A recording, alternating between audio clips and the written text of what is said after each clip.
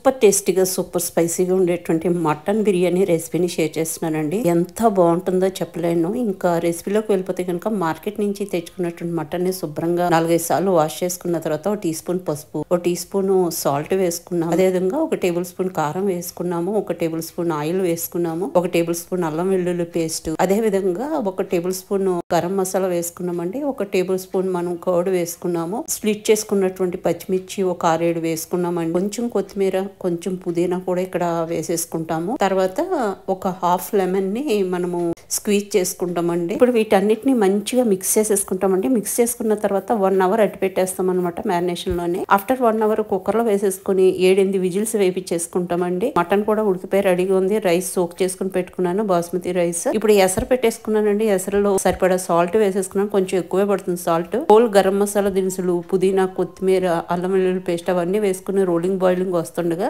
Soak చేసుకున్నటువంటి rice ని ఇక్కడ యాడ్ చేసేసుకున్నానండి. యాడ్ చేసేసుకున్న తర్వాత ఆల్మోస్ట్ మనం 80% వరకు దీన్ని ఉడకనేస్తామండి. ఈ లోపు బిర్యానీ దేంట్లో అయితే చేసుకోబోతున్నామో ఆ బౌల్ పెట్టేసుకుని నేను ఇక్కడ బటర్ యాడ్ చేసుకున్నాను. బటర్ యాడ్ చేయడం వల్ల మీకు చాలా ఎక్కువ క్వాంటిటీ గానీ అట్లా అనిపిస్తుంది, కానీ ఆ బటర్ ఉడుకుతుండగా నురగలాగా వస్తుంది కదండి, అందుకలా అనిపిస్తుంది. ఇప్పుడు దాంట్లో హోల్ గరం మసాలా దినుసులు, ఆల్రెడీ ఉడికించి పెట్టుకున్నటువంటి మటన్ మిశ్రమాన్ని విత్ వాటర్ యాడ్ చేసి కాసేపు ఉడకనిస్తున్నాను అనమాట.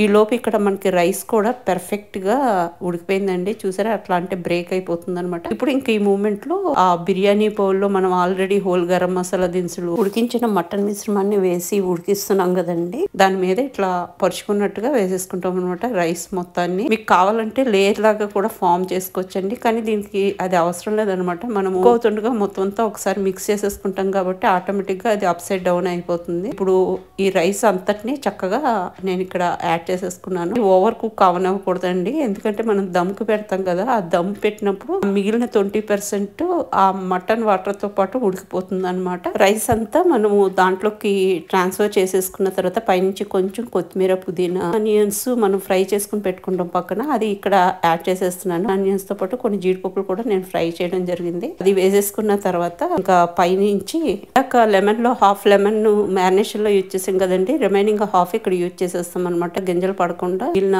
లెమన్ ని స్క్వీజ్ చేసేసుకుంటాము. తర్వాత టేబుల్ స్పూన్ వరకు మనం నెయ్యిని ఇక్కడ యాడ్ చేసేసుకుంటామండి. టేబుల్ స్పూన్ వరకు బిర్యానీ మసాలా కూడా యాడ్ చేసేసుకుంటాము. యాడ్ చేసుకుని ఒకసారి స్పూన్ తో మొత్తం అంతా మిక్స్ చేసుకున్నట్టుగా మిక్స్ చేసుకుంటాం పై లేయర్ ని. కొంచెం ఉడికిన తర్వాత టోటల్ రైస్ ని మనం ఒకసారి కదుపుకుంటాం అనమాట. అప్పుడు కర్రీ, రైస్ అంతా కూడా పర్ఫెక్ట్ గా కలిసిపోతుందండి. ఇప్పుడు ఇంకా మూత పెట్టేసి నేను 30 మినిట్స్ పాటు లో ఫ్లేమ్ లో దమ్కి పెట్టేస్తానండి. కింద మనం తవ్వాని ఆల్రెడీ ప్రీ హీట్ చేసి పెట్టుకుంటాము, దాని మీద మన బిర్యానీ బౌల్ పెట్టేసుకుంటాం అనమాట. ఆఫ్టర్ 40 మినిట్స్ పర్ఫెక్ట్ గా ఉడికిపోయి ఉంటుంది. నేను మధ్యలో మొత్తం అంతా మిక్స్ చేశానండి. గుమగుమలాడుతూ మటన్ బిర్యానీ రెడీ అయిపోయిందండి. సర్వ్ చేయడానికి చాలా బాగుంటుంది. ఒకసారి డెఫినెట్ గా ట్రై చేసి చూడండి.